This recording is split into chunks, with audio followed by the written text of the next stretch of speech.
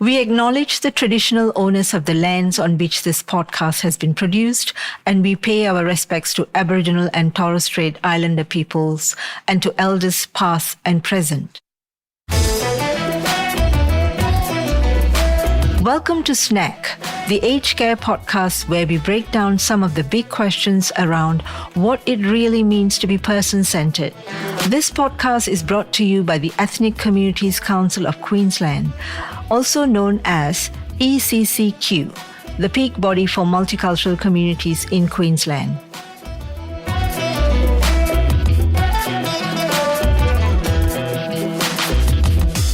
My name is Thana Roysmith, and I'm a multicultural advisor from the Ethnic Communities Council of Queensland's Multicultural Advisory Service. We support service providers with cultural diversity training and help to connect multicultural or culturally and linguistically diverse people with the services they need. Today, we are going to talk about working with a client from a multicultural background. When working with clients from a multicultural background, it is important to understand cultural sensitivities so we can provide culturally appropriate care. Let's look at a scenario where an aged care worker or support worker visits a client from a multicultural background. The client's name is Maya Saunders, and she's of Indian background, originally from Mauritius. This information of Maya's background was provided when she first registered with the organization. If you already know a client's cultural background, I suggest you read up about their culture, get to know what language they speak, and if possible, learn their greeting. This will be a great start, as most people love it when you greet them in their own language. It shows that you are interested in the client. Hola, ¿cómo estás? Zdravo, servus. Mado, Wabak. Kia ora. Muraho, amakuriawe. Ahoy, avitaite. Hallo, Sally Gruitski. Malo ilele. Salam alaikum. Kwaisin? And I say Vanakkam in Tamil, which is my language. Now let's look at what are some of the things that you might want to consider so that you provide quality care and also maintain the standards, policies, and procedures of your organization. Firstly, before you enter the house, you may see shoes being left outside the house. So, should you or should you not take off your shoes? You can learn forever, but actually I found it to become like common. Asian culture background from India and Vietnam, Chinese, they have something like clothes like wearing appropriate attire can show respectful to take the shoe off before enter the house. But over here, I need to wear shoes, so I bring another shoe, inside shoe. Okay. In many Asian cultures, people do not wear shoes inside the house. So you may need to take your shoes off before entering the house. However, due to your organization's workplace health and safety policy, you may not be able to walk shoeless into the client's home. So what could you do in this situation? These days, many aged care organizations provide shoe covers to be worn over your shoes, and this could be explained to the client. The next thing we are going to look at is how would you address your client? Would you call Maya by her first name, as we usually do in Australian context? Or will you address her by her last name, Mrs. Saunders? It is best to ask how Maya would like to be addressed, as some people like to be informal and are happy for you to address them by their first name, while others may like the formality of being addressed as Mrs. Saunders, as you have a professional relationship with them. The next factor we're going to consider is whether to accept refreshments or not. Now, before you begin to provide care service to Maya, she may offer you refreshments like a cup of tea, coffee, or even a piece of cake that she has made. Is it okay to accept the refreshments that Maya has offered? We have culture we share. We share food. We share communication when someone comes to care for you. If it's someone, because of different culture, sometimes I feel like that's why they rejected even cup of tea or food from when we offer. You feel like not accepted. In many cultures, offering refreshments is part of their culture. They see it as honoring their guests. Not accepting the refreshments could also be seen as offending Maya. On the other hand, accepting the refreshments also means you will be building rapport with your client and at the same time listening to their life experiences. This could help you understand the client's needs better while you're working with her. However, in some organizations, accepting food and drinks may not be part of the work health and safety policy. And if this is the case with your organization, you could explain this to Maya and politely refuse the refreshments offered, while continuing to perhaps sit a moment, converse, and begin to form a rapport with her. Next, we will be looking at communication. Communication is important in every conversation. It is even more important when we are speaking to people from multicultural background, because there are many factors we must consider. Otherwise, it could cause confusion. How do we communicate when we are working with a client from another culture? Today, we will discuss verbal communication and non-verbal communication. Verbal communication is what we say, and non-verbal communication is what we don't say, but still send a message to the other person through body language, gestures, and facial expressions. Sometimes we may think that people understand what we are saying, but sometimes, in some cultures, nodding, people may nod and we think, oh yeah, they are understanding what I'm saying, but it's just a sign of respect. They may not be getting what we are saying. Let's look at verbal communication first. It is important to know whether Maya is proficient in the English language, that she is able to speak and understand the English language even if she's not fluent in it. Many older people from a multicultural background may be embarrassed to tell you that they can't speak English well, so they may mask it by saying yes, they could speak the language. Remember, if it is just dealing with daily chores in the house and where to clean and so on, then it's fine. But when it comes to discussing something important, such as medical issues and care plans, if they're not able to understand what you are saying, then it is best to arrange for an interpreter. Say, for example, when you first start speaking to Maya in English and you realize that she's not fluent or using gestures to speak to you, you may have to consider getting an interpreter for her. One strategy to assess whether Maya understands you is to get her to repeat to you that you have said to her about her care arrangements. If she doesn't, then you may have to arrange for an interpreter. There's a lot of advantages to having an interpreter face-to-face in the room with you. You get so much more than just listening to the words, but you can actually see their body language, which can tell a lot. You can only do that when you're sitting in the room with the interpreter. So we use telephone interpreters a lot. It's actually a great way to engage really fast. We can connect you with an interpreter within minutes.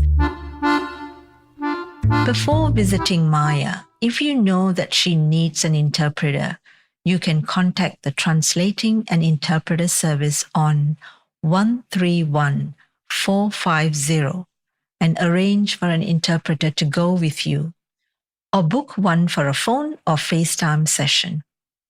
It's also important to let Maya know that there will be an interpreter either face-to-face or through telephone. It might be better to make this arrangement even before you make the first visit. The next part of verbal communication is to consider colloquial or slang terms, metaphors, and acronyms. Slang terms are commonly used in Australia. They're basically shortened versions of the actual words. Let's look at some examples. Mozzie is a slang term for mosquito. Bicky is a slang term for biscuit. Metaphors are words or expressions which mean something different from their original meaning. I'll give you some examples.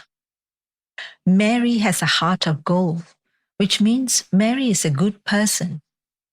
Another example is, I will give you a hand, which means I will help you. But imagine if I have recently arrived in Australia and if someone said to me, I will give you a hand. I'll be shocked and might think, why would you give me your hand? Another classic example is bring a plate, which means bring a plate of food. However, many people who are from a multicultural background may think to bring an empty plate, especially when they have newly arrived in Australia. I will share a personal experience here. When I first came to Australia, I was invited to a party and was asked to bring a plate. Before going, I became so stressed as I was wondering whether I should bring a big plate, a small plate, a plastic plate, or a glass plate. And I also thought Australians are so generous that they were going to provide the food and I only had to bring an empty plate. Thank goodness that I didn't bring an empty plate, as someone explained to me before I went to the party. Others were not as lucky as me. Some people have shared with me that they did bring an empty plate and became embarrassed when they saw other people bringing a plate of food. Many times you may use slang terms and metaphors automatically without realizing you use them regularly. Even acronyms such as MAC, ACAD is confusing to a client, though it's normal workplace language for many of us. So if you're visiting your client and if you notice a blank or shocked expression on their face, your client may not have understood what you said. And it could have been your use of a slang term, metaphor, or an acronym.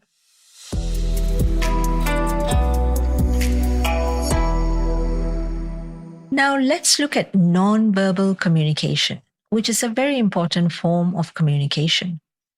I will define non-verbal communication again. Non-verbal communication is what we don't say, but still send a message to the other person.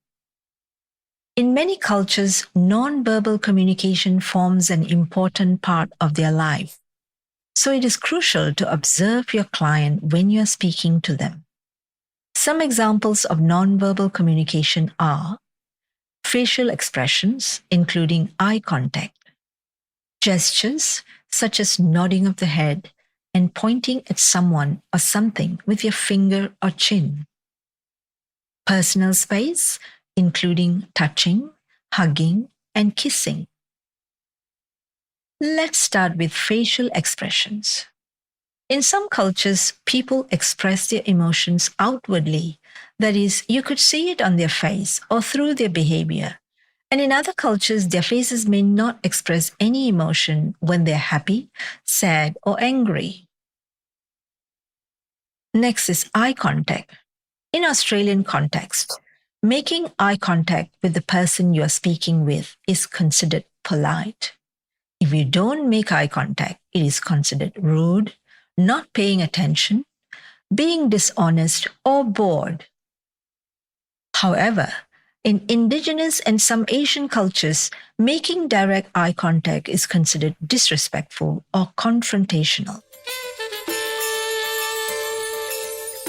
What about gestures? Examples of gestures include nodding of the head and pointing a finger towards someone or something. In some Asian cultures, people nod their head to respond yes or no to your question. So when you ask your client a question without looking at them, they may have answered by nodding their head. But if you did not see, then you may think they are rude for not answering your question verbally.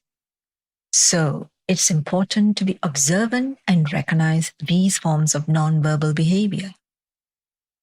Also, please note that some gestures are acceptable in some cultures and offensive in other cultures. So it might be a good idea to read up about your client's culture before you visit them. We at Multicultural Advisory Service can help you with that. Please refer to our website www.eccq.com.au. The Multicultural Advisory Service webpage is under the Aged Care section on the ECCQ website.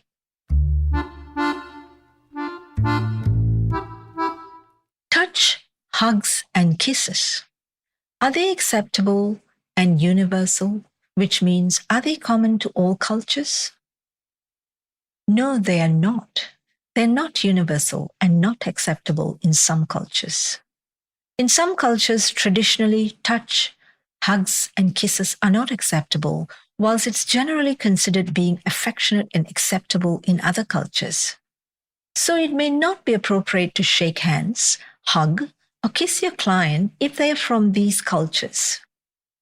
A suggestion will be to just say hello or a greeting in their language when you first meet them and wait for cues to see how your client greets you. In summary, it is also important to remember that every individual is different and may have adapted their lifestyles to living in Australia, and what we have discussed so far may not be relevant to them.